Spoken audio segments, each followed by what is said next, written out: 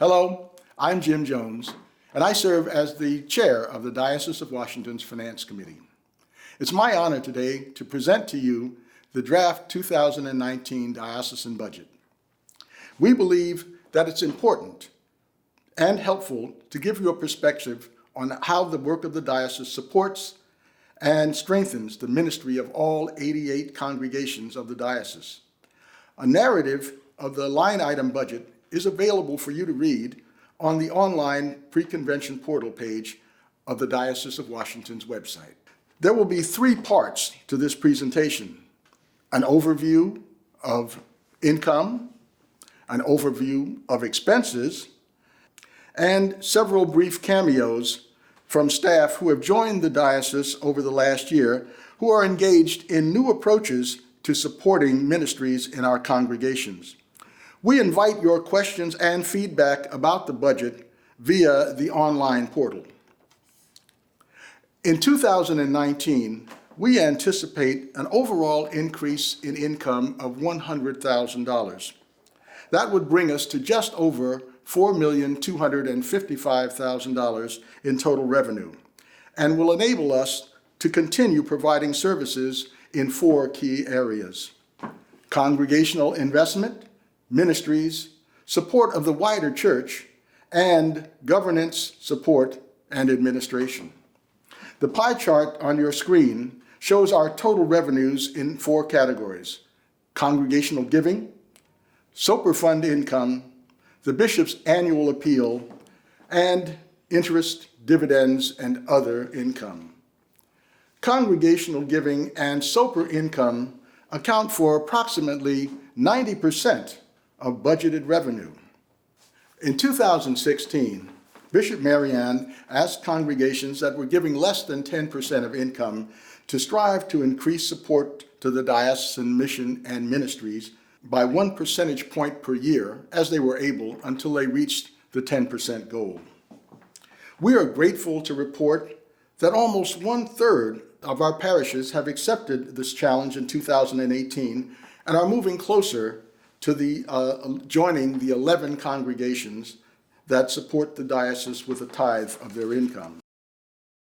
The draft budget estimates that congregational giving will increase overall by $105,000. That estimate is based on our actual experience over the last several years. In recent years, the diocese has sought to decrease the portion of Soper income that is applied to the operating budget. The draft budget forecasts that in 2019, $1.4 million of Soper Fund income will support the operating budget. The remaining $200,000 of Soper Fund income will be earmarked to fund special congregational vitality and growth initiatives such as congregational growth grants and new clergy internships. The third category of revenue in this draft budget comes from the annual bishop's appeal. And the final category of revenue is interest, dividends, and other income. This item includes income from investments and a contribution from the Protestant Episcopal Church Foundation, which is allocated for partial reimbursement for the cost of the bishop's compensation. We invite you to use the portal to provide us with feedback, questions, or concerns about the draft revenue budget. As we turn to expenditures, we've grouped the $4.2 million in estimated expenditures in 2019 into four categories. They include congregational investment, ministries, support of the wider church, and governance, support, and administration. We allocate roughly 42% of expenditures to congregational investment. Every member of the diocesan staff works to enhance the vitality of our congregations. Bishop Marianne, along with Canon to the Ordinary Paul Cooney, the Reverend Canon Paula Clark, Canon for Clergy Development, Multicultural Ministries and Justice, the Reverend Dr. Robert Phillips, and the Reverend Sarah Beth Goodwin are all involved day in and day out in promoting the health of our congregations. Hi, I'm Robert Phillips, and I serve the diocese as Associate for Leadership Development and Congregational Care.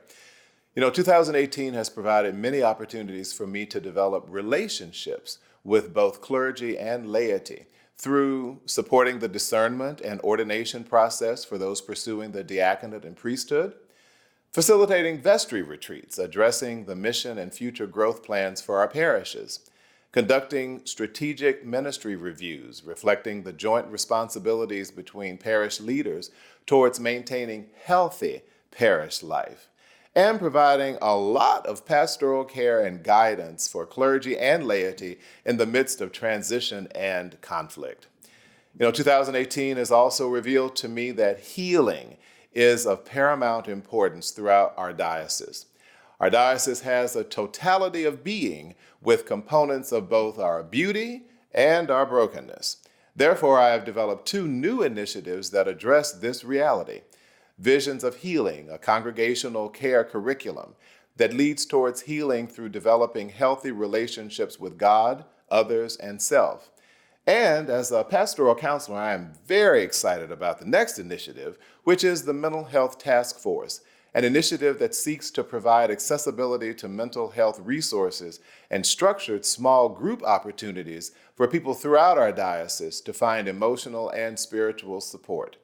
Both of these new initiatives will be piloted this year and further developed during 2019, in addition to the areas of focus for this year. I look forward to getting to know you better and further serving you, so stay tuned. Kathleen Hall, Director of Human Resources and Administration, Peter Turner, Director of Information Technology, Daryl Laban, Communications Missioner, and the Reverend Sue Van Rottenkrantz, Archdeacon, provide advice, coaching, resources, and direct services to help our congregations thrive. 15.5% of expenditures are allocated to 3 diocesan ministries. Evangelism, campus ministry, and community engagement are under the direction of the Reverend Dr. Tricia Lyons. Latino ministries are under the direction of the Reverend Sarah Beth Goodwin. And faith formation and discipleship under the direction of Mildred Reyes. Hi, my name is Mildred Reyes, and I'm your missioner for collaborative formation. Some of you may be wondering, what does that mean? Or how can she help me? Well, I'm here to tell you. I am here to see how we can bring your parish assets, gifts, and dreams to strengthen your community, help identify those, to strengthen the youth work that is occurring in our diocese, and then also, how do I connect those parishes who have similar interests in mission work together within our regions? So here at the diocese, we're about transforming lives. How do we go about transforming lives? This summer, I received a call from a mom. Her son had just lost his dad earlier in the winter. And she was looking for a way for him to be reminded that God still loved them, even in the midst of grief. We were able to do that by providing him an opportunity to go to Camp Claggett with the Diocese of Maryland, so he could be reminded of how much he is loved, how much he belongs, and how much he still has an opportunity to believe in God. So I'm here to support you in your ministry. Give me a call at Church House, and I look forward to speaking with you. Hi there, my name is Tricia Lyons, and I'm your missioner for evangelism and community engagement here in the Diocese of Washington. I have responsibility for a couple of different ministries here on the bishop's staff. The first is I oversee the Congregational Growth Grant Program, which is a funding program aimed at helping congregations dream something that maybe they can't afford to do, but that God has given them a vision to carry out.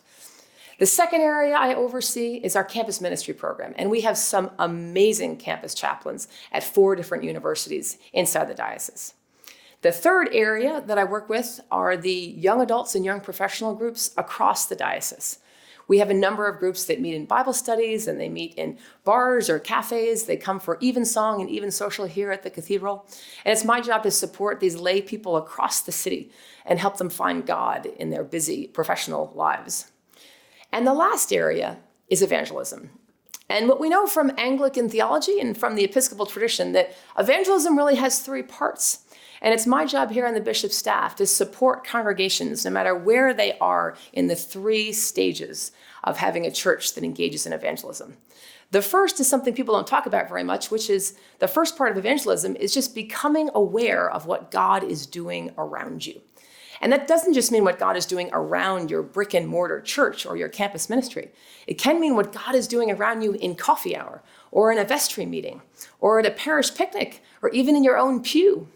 So the first step for a lot of congregations is they want help or resources from people on the bishop's staff in terms of finding God in your life and in your church. So we can come and talk at your vestries, we can come and do an adult forum, we could do a parish retreat, we could do a vestry retreat. It is such an honor to serve here in the Diocese of Washington, and God is moving in amazing ways, both here in our diocese and also throughout the Episcopal Church. Bishop Curry has fired people up, and our own bishop, Bishop Marianne, has taken up the baton to share his ideas about following the way of love, to live a Jesus-centered life, which is the goal of everything that we do on this staff. The Diocese of Washington has strongly embraced the leadership of presiding Bishop Michael Curry, and we're proud to report that in 2019, our support of the wider church will reflect the full 15% level that is asked of dioceses in the Episcopal Church. Our support helps fund the national and international ministries of the Episcopal Church. In addition, funding in this category supports the work of the regional province our diocese belongs to.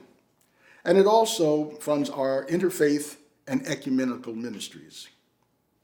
A hallmark of the Episcopal Church polity is our participatory governing structure. The costs of maintaining a database to keep track of clergy and lay leaders in 88 congregations, holding the annual Diocesan Convention, the online pre-convention forum, and diocesan council meetings are included in the category of governance, support, and administration. It also includes the cost of participating in the General Convention of the Episcopal Church. The work of Kim Vaughn, Data Management Associate, and portions of the compensation expense of other staff involved in the above activities is included here as well. The cost of operating church house, ranging from utilities to maintenance to security, are also included in this category. As many of you know, in 1960, the cathedral provided church house to the diocese on a rent-free basis. Earlier this year, the cathedral's leadership reviewed its policies concerning reimbursement of operating costs by the diocese. As a result of this review, the cathedral very generously determined to absorb an additional $50,000 of church house operating expenses each year. This decision is reflected in the 2019 budget. Costs associated with information technology services, including a portion of Peter Turner's time, hosting and maintenance of the diocese website, direct counseling, training, and support for congregations, and digital communications are also captured within this expense group. Also included in governance, support, and administration are the costs of financial accounting services, including the work of Kelly Cooper and our accountant, Chris Rauch, as well as the cost of an annual audit by an independent certified public accountant. Thanks for watching this overview of the Diocese of Washington's draft 2019 budget. As a reminder, you can read an in-depth explanation of the budget at the online pre-convention forum portal, and you can also provide feedback and/or ask questions about the budget. Again, thank you, and God bless you.